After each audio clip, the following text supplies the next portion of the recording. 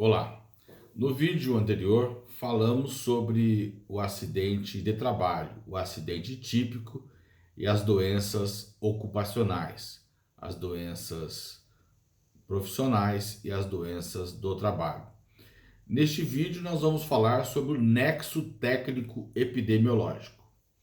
A perícia médica do INSS, Instituto Nacional do Seguro Social, deve considerar caracterizada a natureza acidentária da incapacidade quando constatar a ocorrência do nexo técnico epidemiológico entre o trabalho e o agravo, decorrente da relação entre a atividade da empresa ou do empregado doméstico e a entidade mórbida motivadora da incapacidade. Incapacidade essa que deve estar prevista na Classificação Internacional de Doenças, a CID. Tudo isso conforme dispõe o regulamento da Previdência Social, por força do artigo 21, dígito A, da Lei 8.213 de 1991. Ou seja, a perícia médica do INSS vai verificar se aquela atividade desenvolvida pelo empregado na empresa ou pelo empregado doméstico e aquela doença adquirida, aquela incapacidade decorrente da doença tem relação ou não com o trabalho realizado. Havendo relação com o trabalho realizado e essa doença constando da classificação internacional de doenças, será reconhecido o nexo técnico epidemiológico.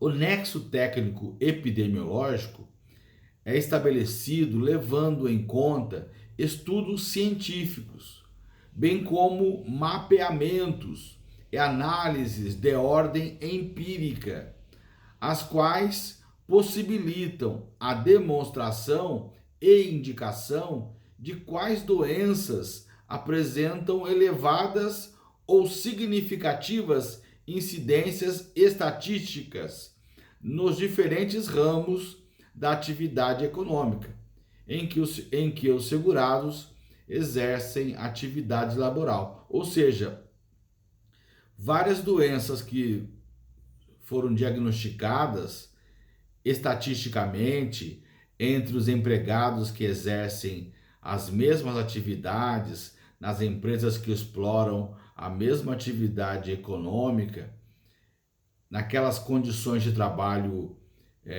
parecidas, tudo isso foi objeto de pesquisa e estudos comprovaram que essas doenças decorrem dessas atividades, nessas empresas.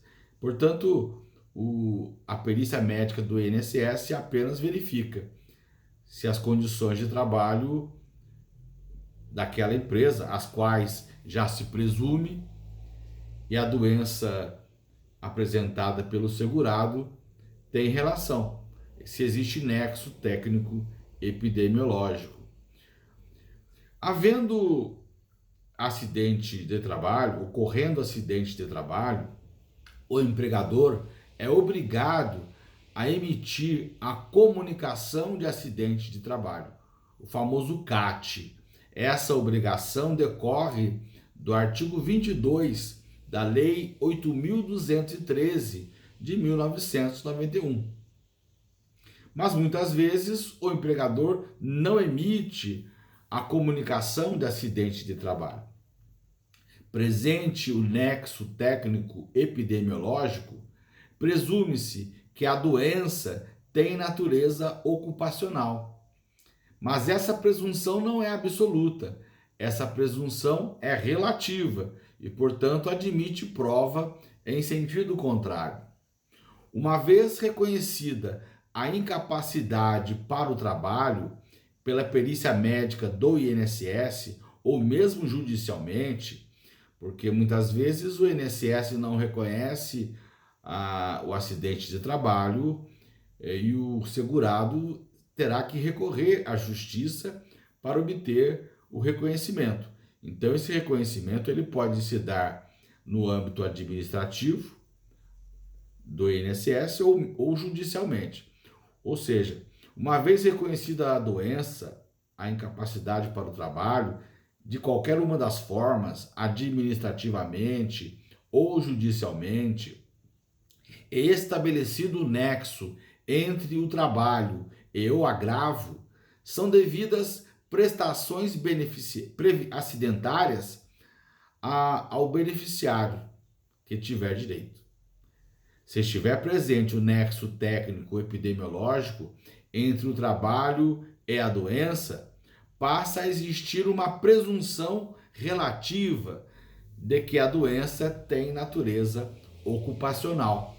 Neste sentido, o Tribunal Superior do Trabalho já reconheceu acórdão da terceira turma, relatado pelo ministro Alberto Luiz Bresciani de Fontan Pereira. Então, há uma presunção relativa de que ocorreu o acidente de trabalho toda vez que estiver presente o nexo técnico epidemiológico. A Lei 8.213 de 1991 também trata do acidente de trabalho por equiparação. O acidente de trabalho por equiparação está previsto no artigo 21. No seu inciso 1º, o artigo 21 da Lei 8.213 de 1991, apresenta as hipóteses de acidente do trabalho por equiparação, como aquele que, embora não tendo sido a única causa, haja contribuído diretamente para a morte do segurado, para a redução ou perda da sua capacidade para o trabalho, ou produzido lesão que exija a atenção médica para a sua recuperação. É a conhecida concausa. A concausa é aquela causa que não foi a única para o acidente de trabalho. A concausa ela pode ser pré-existente, ela já existia antes do fato acidentário. Ou ela é superveniente, ela ocorreu após o fato, após o acidente.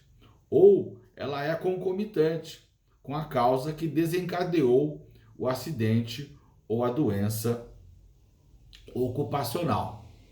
Além dessa hipótese do artigo 21, inciso 1º da Lei 8.203 de 91, a concausa, nós temos também hipóteses de acidente de trabalho por equiparação previstas nos incisos 2º, 3º e 4º do referido artigo. Então vamos ler as hipóteses de acidente de trabalho por equiparação. Artigo 21. Equiparam-se também ao acidente de trabalho para os efeitos desta lei. Primeiro, o acidente de trabalho ligado ao trabalho que, embora não tenha sido a única causa, haja contribuído diretamente para a morte do segurado ou redução da perda de sua capacidade para o trabalho, ou produzido lesão que exija atenção médica para a sua recuperação. Inciso 2º do artigo 21. O acidente sofrido pelo segurado no local e no horário do trabalho, em consequência de a. Ato de agressão, sabotagem ou terrorismo praticado por terceiro ou companheiro de trabalho. B. Ofensa física intencional, inclusive de terceiro, por motivo de disputa relacionada ao trabalho. C. Ato de imprudência, de negligência ou de imperícia de terceiro ou de companheiro do trabalho. D. ato de pessoa privada do uso da razão. E desabamento, inundação, incêndio e outros casos fortuitos ou decorrentes de força maior. Terceiro, a doença proveniente de contaminação acidental do empregado no exercício de sua atividade.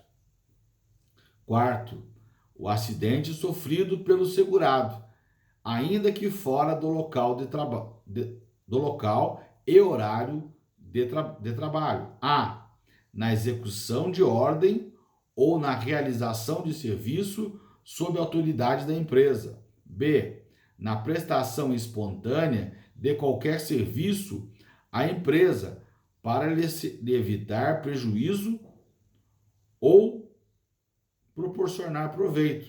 C, em viagem a serviço da empresa, inclusive para estudo, quando financiada por esta dentro de seus planos para melhor capacitação da mão de obra, independentemente do meio de locomoção, inclusive veículo de propriedade do segurado. D, no percurso da residência para o local de trabalho ou deste para aquela, qualquer que seja o meio de locomoção, inclusive veículo de propriedade do segurado. É o chamado acidente in itinere, que havia sido revogado pela medida provisória 905 de 11 de novembro de 2019, mas ela não foi aprovada. Pois bem, esses são os acidentes de trabalho por equiparação. Mas, se o acidente ocorrer durante o intervalo intrajornada, o intervalo de refeição, ele também será considerado acidente de trabalho, conforme dispõe o parágrafo 1º do artigo 21 da Lei 8.213 de 1991, que assim dispõe: nos períodos destinados à refeição ou descanso, ou por ocasião da satisfação de outras necessidades fisiológicas no local do trabalho ou durante este, o empregado é considerado no exercício do trabalho para fins acidentários.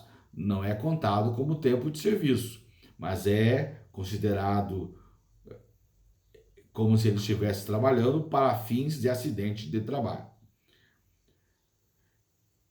Então, são essas as hipóteses de acidente de trabalho por equiparação. E o parágrafo 2º diz que não é considerado agravação ou complicação de acidente de trabalho a lesão que, resultante de acidente de outra origem, se associe ou se sobreponha às consequências do anterior. Mas esse acidente de trabalho que ocorrer durante o intervalo intrajornada ou durante as necessidades fisiológicas do empregado, de que trata o parágrafo 1º do artigo 21, é algo já pacificado. O Superior Tribunal de Justiça, o STJ, já julgou nesse sentido, conforme recurso especial relatado pelo ministro Luiz Felipe Salomão. O acidente de trabalho por equiparação, ele pode ocorrer por culpa do empregado, mas isso não retira a caracterização do acidente do trabalho. Ou seja, se o acidente ocorreu por culpa do empregado, mesmo assim, ele terá proteção, diferente do acidente que ocorrer por dolo. Havendo dolo do empregado, não há que se falar em acidente de trabalho. O dolo, a vontade livre e consciente de praticar o ato, ou seja, o empregado se acidentou propositalmente, isso não é considerado acidente de trabalho. Acidentando-se de forma deliberada e voluntária, afastam-se as consequências ocupacionais do evento, que nem pode ser considerado acidente do trabalho.